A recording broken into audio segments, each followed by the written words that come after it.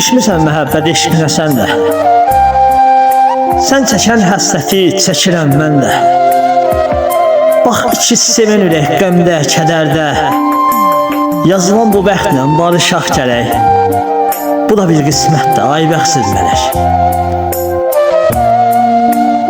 Bu sevgi uğruna yanan mən oldum. Mən səni düşünərək saralıb soldum. Həsrətin çəkərək bulud tək doldum. Yazılan bu bəxtlə barışaq gərək. Bu da bir qismətdir, ay bəxtsiz mələk.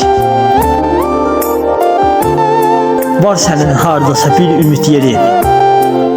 Mən məcnun olmuşam səndəki leylin. Qəlbimdə sən adlı var yara dərin. Yazılan bu bəxtlə barışaq gərək. Bu da bir qismətdir, ay bəxtsiz mələk. Sən tənha şairin bəxtsiz mələyi. Sən tənha şairin bəxtsiz mələyi. Bilsən sən şairin döyünən ürəyi. Baxcamın solmayan gülü, çiçeği. Yazılan bu bəxtlə barışaq gərək.